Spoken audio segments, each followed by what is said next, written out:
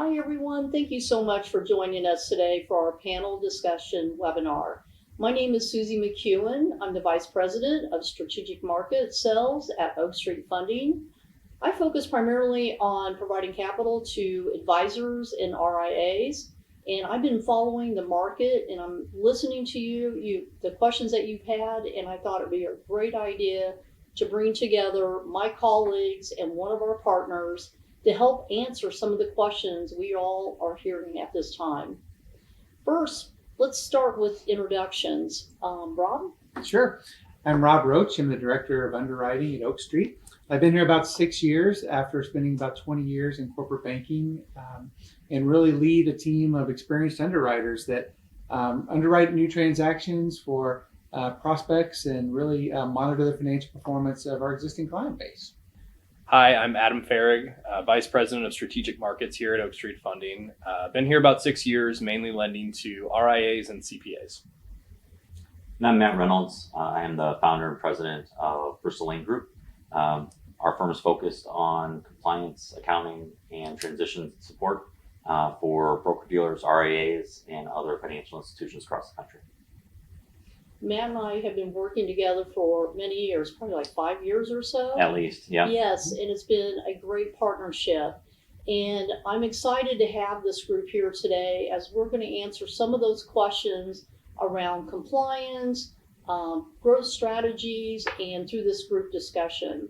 So I'm just going to start by going with a question to lead us off. I've been hearing from nearly all of our clients, how has the lending landscape changed in the past year, and what impact has this had on the makeup of the deals?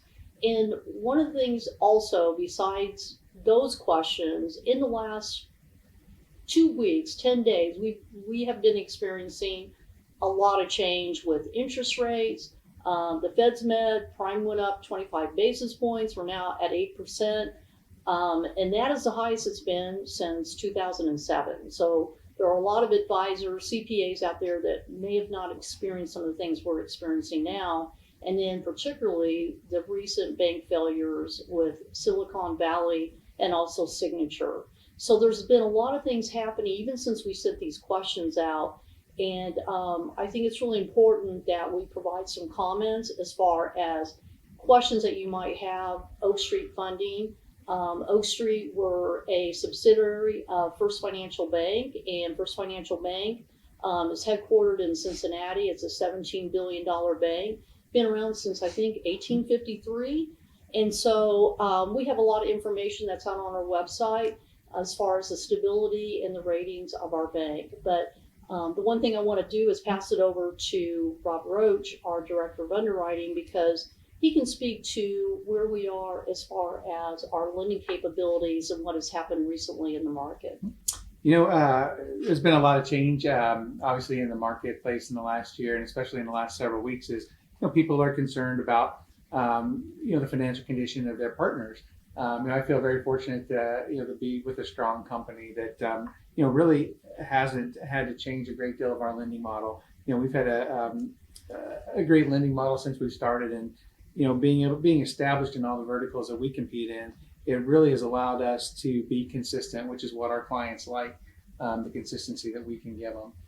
Yeah, and I think also to add to that, I think our underwriting goes a whole lot further than just the numbers. And I think that's a big part of it. When you see prime jump 400 basis points in a year, you have to look at the structure of the deal more than you do the valuation or as much. And I think that's what we've seen here in the last year or so is a lot of the deals are a little bit differently structured, where there's maybe less of a cash consideration up front, a little bit more contingent on performance post-close. And I think that's a big part of underwriting here is looking at the thing holistically and not just the valuation and the upfront numbers. When you're lending, most people know mortgages, they know car. What's it like to actually change that kind of that purview and say, all right, now we're lending against a practice or something like that? How has the interest rate affected that decision making? Yeah, I think it's not changed a good deal into a bad deal necessarily. People are still obviously doing transactions. What it's changed for us, we've always in our analysis, we've always used some sensitivity. We've always said, what happens if rates go up a little bit? And just using that kind of conservative nature has allowed us to structure things again to where we can be consistent. Where we've seen it is, some people have been a little hesitant. They've said, hey, is this the right time to borrow money? Is this the right time to do a transaction? And again, I think that goes back to, an increase in interest rate doesn't make a good transaction a bad transaction. And so, working through that, I think as Adam mentioned, one of the things I think separates us a little bit from our competitors are, our underwriters are out there and we're meeting the people. We're visiting folks, we're talking to them on the phone. The underwriter's getting a really good sense for the business. And so I think that helps us to structure something that works for everybody, even when things change a little bit. As a portfolio lender where we're not selling our loans, we're able to put something together that's unique for everybody. We don't have a standard, here's a one-size-fits-all loan in a box we're trying to fit everybody into. I think that's really important because what you just said is we're a conventional lender. We're not an SBA lender. So we have some flexibility, but it's important with you, Matt, to have people that we work or firms like yours. We want our clients to be surrounded by a professional team to help them, because as you know, there are some advisors that we've worked with, you and I, that don't have that experience in as far as running their business. And your expertise and the services that you provide, I always tell clients that are new as far as starting their own practice, and maybe they've been an independent advisor or a W-2 CPA, that make sure that you get an attorney, a consultant, a CPA to help, because we are the lender, but we can't be all things to all people. Right. We need your help, and so we appreciate you being here and being one of our partners. Well, thank you. And being part of something where someone's going from being a practice owner to being a business owner, I think it's such a big change for them that now you have to think about more than just your clients. You're thinking about taking care of employees in most cases. You're also thinking about how to grow, how to market. And every one of these areas, there's no way that anyone, no matter how good the advisors are, and they are, there's no way that they can know inherently how to run an operation like that. Yeah, I think just to add to that, to what Rob said too, and I think that's where underwriting these deals is a whole lot different than going to get a home loan or a car loan, or what a lot of borrowers are kind of more experienced in, is just kind of, what does the picture look like up front? And that's it. And that can pay for it, for the life of however long you have that home or however long you have that car, where this is a moving target. There's a lot more complexities that go along with running a business versus a practice, and kind of how that flows with the market going up and down, with rates changing and things of that nature. And that's where the compliance comes in.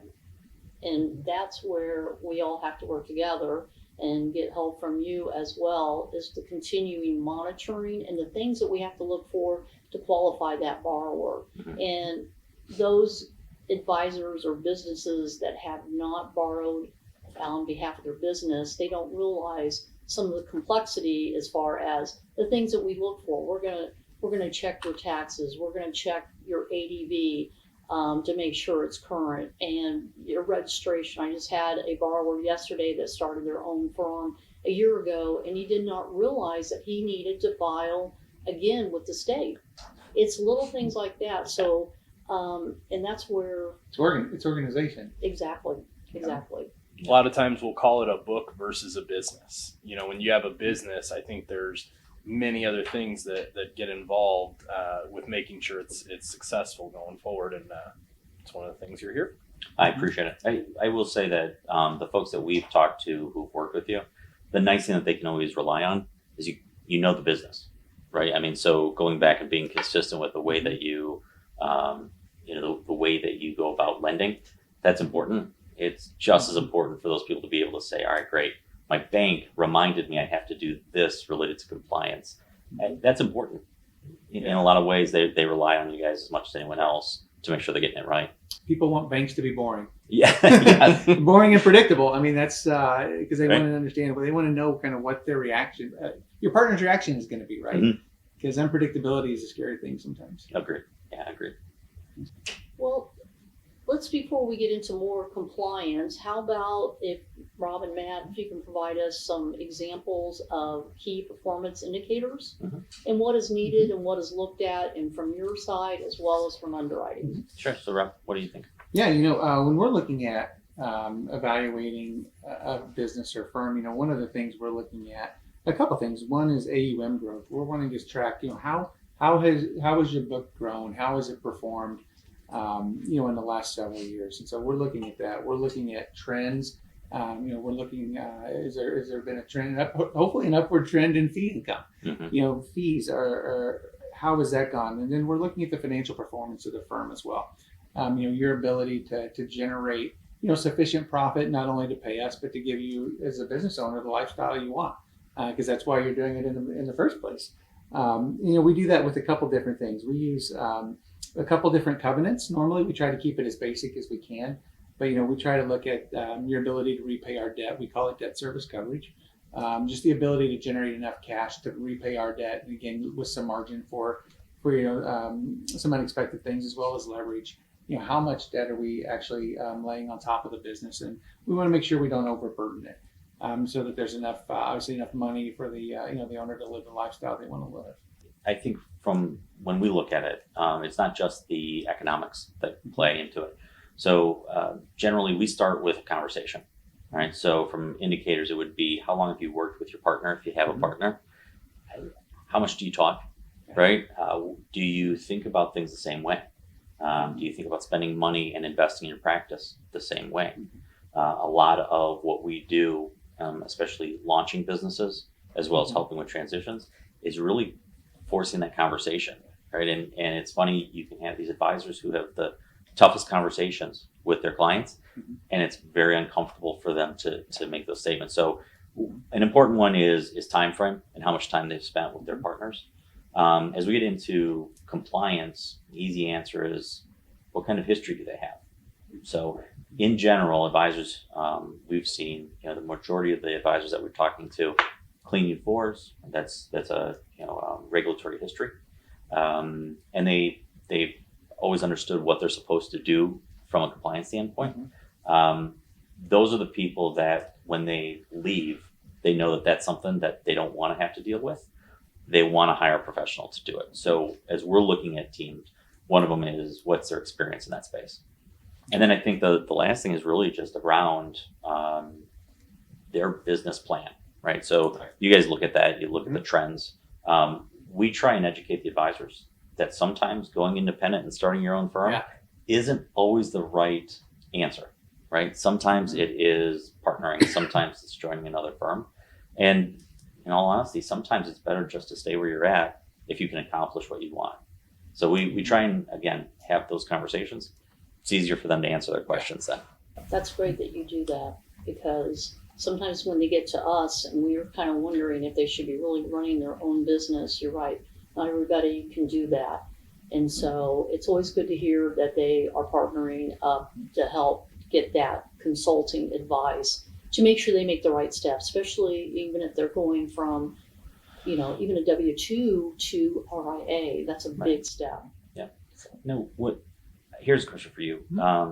One thing is looking at the economics and how those are working to help the advisors make a decision on if it makes sense or not.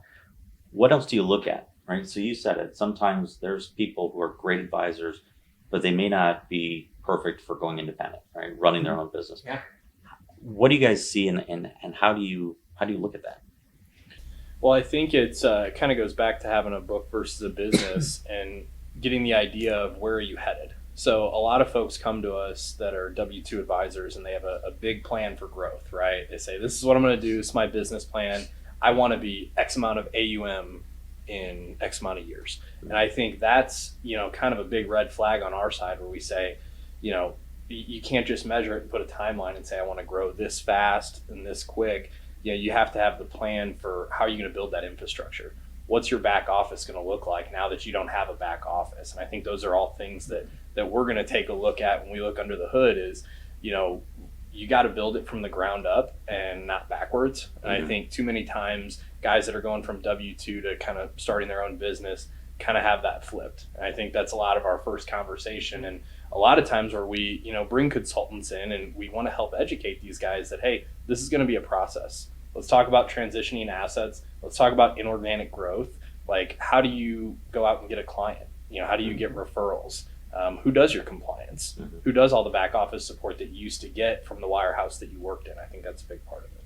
It's really kind of like preparing a business plan. And whoever is prepared and they understand financials, that's a key thing. It's as simple as us getting the loan application and the information that we need. If they're going to get it to us completed, if they understand it and they get it to us timely, it kind of sets the tone whether or not they're organized and prepared as far as really being the owner of the business. I mean, it's just that basic. Yeah. And I think that kind of actually segues us to our next topic, which is, as some of these guys try to grow their businesses, there are mistakes that can be made along the way. And how can that impact their business? How can that impact their compliance? One of the mistakes that I see is not clearly defining roles when you're first getting out of the gate. You touched on how much do partners communicate?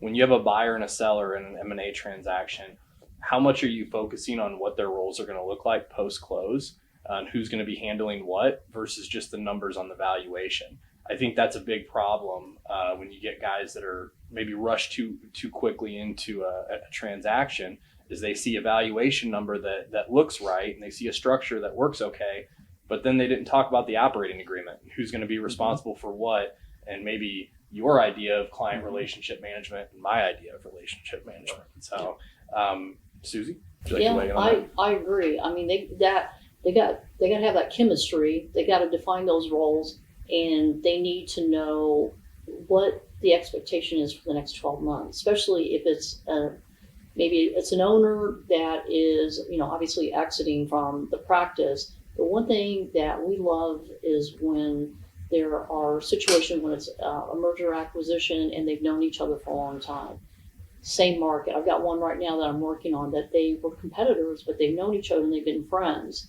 And they're on every single call together, even though our relationship is with the buyer, but they all know the communication is the same line. Sometimes where things get disrupted is information that we pass on to the buyer, our borrower, doesn't get conveyed to the seller. And that could disrupt how documents are being prepared, communication as far as what the closing is going to look like. So that's where things can kind of derail. Do you have anything to add? I do, and I will say with what Susie just mentioned usually happens at the very end, right before closing. Somebody says, well, I never saw this stuff. And so that's something we definitely want to avoid. But, one of the things I was thinking about is, it happens a lot in our CPA line of business is when you're making acquisitions, a lot of times now you're looking almost to acquire talent as well, right? Absolutely. It's not just the business anymore. It's, am I getting the right people? Because I maybe have a spot that I really struggled to fill, and wow, this person would fit terrifically in that spot. And so, one of the things I could see kind of derailing things a little bit is sometimes you outrun your management talent and you don't have the right people on board. And it's just as Adam said earlier about, you kind of have to build the ship before you set sail. Yeah. You have to have sometimes the people in place, and you don't want to get into a position where, you're one person trying to do every single thing. Because that's very difficult, and that can lead to big problems down the road. So Matt, I have a question, because we do have clients out there that firms that are very small, and they're trying to be all things to all people inside their firm, the responsibilities. And we did get a question that came in the compliance arena, and as far as running a large RIA. And this particular person that actually asked this question said they are a small 8-person office, having only one person that heads up compliance. What would be your advice to do the best success in being the chief compliance officer and only the compliance personnel? Any do's and don'ts that you would recommend? Sure. We see this a lot, actually, and it's really dependent on the type of business that the RIA is running or the business is running. What we generally start with is if you can't afford to hire a professional, right? A lot of times budgets are limited. The best place to go are those societies and groups where you can get free education where you can, participate and be in a, large roundtable, something like that. So the National Society of Compliance Professionals, I know it sounds exciting. It is probably one of the most valuable groups because they're active. They help each other. They reach out. Additionally, the best place to start is just going to the SEC website and working with regulation, going to the FINRA website and looking for small firm templates. That is a great place to start. So if someone came to me and said, I have X dollars and I want to be covered as I could be, number one is start with those tools. And then number two is look internally. How many business lines are you in? Do you need to be? Is there a way to condense so that you can manage things, again, as we talked about, from a process perspective? Yeah, that's great. Thank you so much. I appreciate that information. Well, and then that also leads into probably when you folks talk to reps and that they're going to be good business owners, it's when they start talking about investment versus spend. Yeah. Right? Uh-huh. I mean, it's just completely different way to look at something than to say, I don't really need a CSA because I can take care of that myself, or a sales assistant. Yeah. It's not the way to look at it. No, you need good talent. Because that's one of the things we do look at. If you're making an acquisition or you're coming in as a, looking to borrow money for whatever reason, it's, if you're going to grow and these are your projections, how are you going to manage that? And, that's one of the things that we look at, because if you don't have that planned out, it can get away from you really quickly. Yeah, agreed. Matt, can you share with us maybe some technology, software tools that your firm uses that you would highly recommend for our viewers? Sure. So what we found is advisors who want to, and firms in general, who want to invest, they're focused on creating process. That's what we've learned is process makes a difference between margin, right? So a well-run company is going to leverage those technologies and tools. We internally, when we work with any kind of team, be it a business build, what we call business architecture, to taking over responsibility of a operations or even a compliance role, we now have set our bar where we use our technology, and it's because we know exactly how to use it, and we can really give the best service. So one of the things that we use is MirrorWeb. We've heard a lot of horror stories about different firms that, from an email review retention, it seems like such a simple thing, but having a system that you know how to use, that can actually you feel good about, those are the things that the SEC and FINRA and the other regulators are looking for. We also use My Compliance Office, which really, that's kind of our cornerstone. Our goal is really to make as simple as possible, as opposed to introducing many things. So we've really organized and worked with firms that are focused on core competencies and building out those capabilities. So, My Compliance Office is really a tool, our back office tool internally, to make sure we can do what we need to do for those clients. I think a lot of times technology in transition is such an afterthought. Yeah. Right. And it's such a big part, just listening to you describe that, it's such a big part of the initial, the start. Right. Yeah. So I think, it's great to have, folks like you guys that we can bring in and say, hey, this is a big part of your transition. This is a big part of your business that it needs to be an investment up front. It doesn't need to be an afterthought after we grow. So that's a great point. We've also found, so just working together, Susie and I, on a couple of different opportunities, we found something as simple as there's just people who don't know how to report what they said when they signed it and they got a check, what they said they would do. Yes. Right? On a monthly, quarterly basis. And what we found is we spend a good amount of time reading through how do we make that easier for the advisors? Because at the end of the day, you're a partner of theirs, right? For the entire term of the loan. So some of it is just looking at the different partners that the advisors have, reps have, and helping them execute on what's been asked. 100%. That's great. Rob, you could probably talk more on that because of what information that we need to have on an ongoing basis. And, I tell our borrowers that, this is a relationship. It's not a transaction. And we want to help support their growth. We don't sell our loans at Oak Street Funding. We keep them on our portfolio. And so we have to check the health of the borrower on an ongoing basis. And we don't want to be in their face, so to speak, but we appreciate firms like Bristal Lane that, you're helping us get that information so they can do what's best for them. But there's probably some other things that you could even add. There are, just having, just being organized, having a good business practices, set up and leveraging the technology, which is what we really try to do is, we ask people, what's the best way for you to get us something that looks like this? Because some people would say we ask for a lot of information. I don't know that we do, but some would. And as we get to, especially in the beginning, as we get to understand your business, there is a fair amount of information that we ask, and that's kind of the difference, between borrowing commercially versus borrowing as a consumer. We ask a lot more information, and we're fortunate enough we have folks that's their sole role is to help our clients and our prospects collect the information that we need, from explaining what it is to helping them figure out what the best way to get it to us is. So, I feel pretty fortunate that we have those people to kind of walk our clients through that process. But, from, as I'm thinking about things that we require and things that, as a business owner, be thinking of when you're borrowing money, we're going to look for financial statements. Obviously, that's an obvious one. We maybe look for custodial statements if you're an RIA.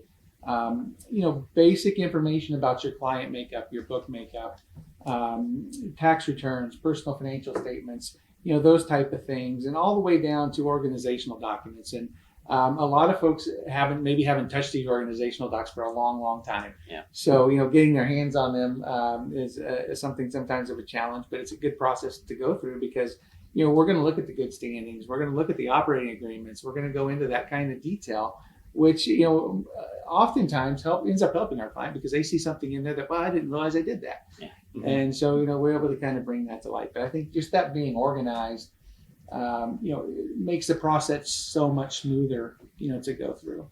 Yeah. And I think, having, in addition to that, having detailed pro formas and financial statements, you can tell a lot about how a transaction or a relationship's going to go based on what the financials look like up front when you start working together. That's right. And, when we ask clients to put something together to say, what do you think this is going to look like post-close? We can usually tell quite a bit based on their opinion of what it's going to look like and how much maybe room they've built in for error, how much they've built in for stress tests and market volatility and, things that can go wrong. A lot of times you'll see on a pro forma a line that just says compliance, $5,000, right? Yeah. And have you really gone in and looked to see, okay, who are you going to hire? What exactly are they going to do? Because it's not a one size fits all. Your business is going to be a lot different. So, just kind of tying into what you're saying, Rob, it's just much of a different transaction where we've got to take it a few steps deeper, and we're collecting that information, being able to see, the level of depth there, I think really helps us get a feel for it. Yep. And that's one thing with the Oak Street funding is that the collateral for the loan is a future fee revenue stream of the business. It's not us putting a lien on a building somewhere. So this whole conversation is great because the compliance and the growth strategy, as well as the fact of what we have to continue monitoring, kind of all goes hand in hand because we don't have a tangible asset for the loan. And so when I presented it that way to the borrower, they're like, oh yeah, you really don't. You're dependent on that future fee revenue, and we can't physically go out and get that piece of collateral. We can't go out and look at, oh, but it's still there. So those reports that you help get to us is really, really important. Well, it's been a great discussion. I think hopefully we're adding some value to our viewers are going to watch this video. That, Over and over. Yeah, exactly. I think overall compliance and growth really go hand in hand. You have to be in compliance to grow effectively, organically and inorganically. And I guess as we're winding down here, Matt, we just discussed these documents for business loan, which would be inorganic growth, but how can businesses effectively manage their organic business growth while maintaining compliance? What are you seeing? Sure. Where we start, right, with organic growth is all about making sure that you have, again, we talked about process, having those processes set up to start with. There's a certain amount of muscle memory that goes into just knowing that there's a process to get something done. And that really helps take care of compliance by itself, the technical aspects. What do I have to give to a client? What if I want to open a new account? What do I have to do? In some cases, if I call a client because I think there's something that they should invest in, if you're an advisor or a broker, what do I have to provide? So where we start is just process. And then we move on to what's the client experience. And that's probably the one where advisors get the most excited. They definitely don't want to talk about ADV part 1 and 2 and what is a 3 and a 2B and CRS. Yeah. But what they like is, how do I control the client experience? So from our standpoint, one of the things that we go through as far as the process is, what does that look like? Especially when you have multiple advisors who are joining a single firm or a buyout. In that case, it's always about what's the expectations and how do you work with the client? Okay, that's your commitment, right? And making sure the clients understand that. So as long as you are getting to know the client, you're making that commitment, you have the right processes in place. Growing organically is just really about picking up the phone and talking to the clients. Right. No, thank you for sharing that. Does anybody else have any comments on that? No, I think it's just, as you mentioned, being client focused is so important, because I think a lot of times it's so easy to get excited about all the opportunities outside of your world. Yeah. That it's easy to sometimes say, wow, I really want to spend time doing this or really want to spend time doing that. And, the importance of just focusing on that client and having the ability to, have the right folks and the right processes in place that you can spend the time with the clients, you can grow organically that way, but then having the ability to take a look at the opportunities around you. Mm-hmm. Yeah, absolutely. I think pick the right partners. when you're starting your own business or entering into an M&A transaction, pick the right partners. Take the time to interview, different vendors, different lenders, compliance, tech, anything that you're going to need for your business. Take the time to find out what's important to them and see if that really aligns with what's important to you. I think that's big. Well, thank you guys for joining me today for this discussion, and I think it'll really help answer some of the questions we have been hearing this year so far. As you have questions out there and you want to talk to any of us directly, please reach out to Oak Street Funding or Bristol Lane. We would love to help you. Thank you so much. Thank you. Thanks.